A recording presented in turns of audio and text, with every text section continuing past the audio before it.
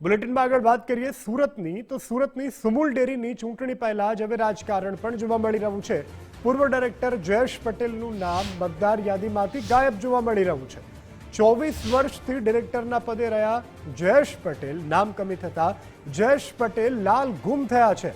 રાજકીય દાવપેચનો ભોગ બન્યા હોવાનો પણ તેઓ દાવો કરી રહ્યા છે। આ મુદ્દે હાઈકોર્ટમાં મારી લડત ચાલુ છે તેવી જયેશભાઈએ મીડિયા સાથેની વાતચીત કરી છે।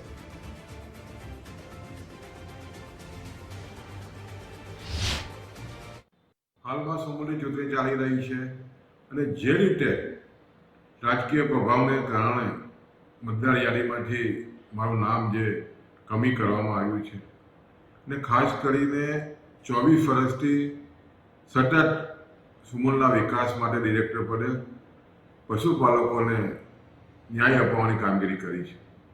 ડેરી પ્લાન્ટોના વિકાસની વાત હોય કે જિલ્લા બહાર અને ખાસ કરીને રાજ્ય બહાર ગોવામાં હોય, બોમ્બેમાં પ્લાન્ટો હોય, એમાં ખૂબ જ સફળતાથી સુમુલ ડેરીના 24 વર્ષમાં 200 કરોડથી માંડીને આજે તમે જુઓ તો 7,000 કરોડના ટર્નઓવર સુધીના વિકાસની ગાથામાં ખૂબ જ સફળતાપૂર્વક પશુપાલકો માટે કામગીરી કરી છે। હાલમાં જે સ્થિતિ બની છે અને ખાસ કરીને રાજકીય દાવપેચમાં મતદાર યાદીમાં જે રીતે નામ કમી કરવામાં આવ્યું છે એના માટે નામદાર હાઈકોર્ટમાં મારી લડત ચાલુ છે। ઉદય જાદવ આપણી સાથે જોડાઈ ચૂક્યા છે। ઉદય, જે પ્રકારે આ ઘટના જોવા મળી રહી છે, છેલ્લા 24 વર્ષથી જયેશભાઈ ડિરેક્ટર પદે હતા, તેઓનું નામ કમી થઈ ગયું, ક્યાંક ને ક્યાંક રાજકીય કિન્નાખોરીથી આ પ્રકારની તેમની સાથે કરતૂત, શું વધુ વિગતો? બિલકુલ 15 જુલાઈએ સુમુલ ડેરીની ચૂંટણી યોજાવાની છે, ત્યારે સુમુલ ડેરીની ચૂંટણી પહેલા જ રાજકીય માહોલ છે ગરમાયો છે।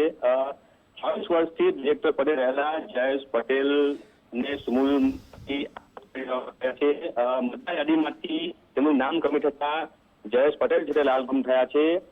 સમગ્ર ઘટનાને લઈને જયેશ પટેલે એક મોટું નિવેદન આપ્યું છે અને તેને રાજકીય દાવપેચનો ભોગ બન્યા હોય તેવા આક્ષેપ છે તે કર્યા છે। સમગ્ર ઘટનાને લઈને અન્યાય સામે હાઈકોર્ટના દ્વાર પર તેમણે ટકરાવ્યા છે અને કાનૂની લડત લડવાની શરૂઆત કરી છે। બોગસ પશુપાલકો સામે કડક મક્કમતાથી લડીશ તેવું પણ તેઓએ ખુલાસો કર્યો છે। સુરત પાટીના પશુપાલકો સાથે રાખીને જયેશ પટેલે એક નવી સરકાર પેનલ બનાવશે તેવી પણ જાહેરાત કરી છે। ત્યારે સમગ્ર ઘટનાને લઈને જે પશુપાલકો છે તેમાં હડકંપ મચી ગયો છે। મહત્વનું છે કે ચૂંટણી પહેલા જ પૂર્વ ડિરેક્ટર જયેશ પટેલનું પટ્ટું કપાતા સરકારી રાજકારણમાં પણ ખળભળાટ મચી ગયો છે। જી ઉદય, સમગ્ર જાણકારી બદલ આભાર।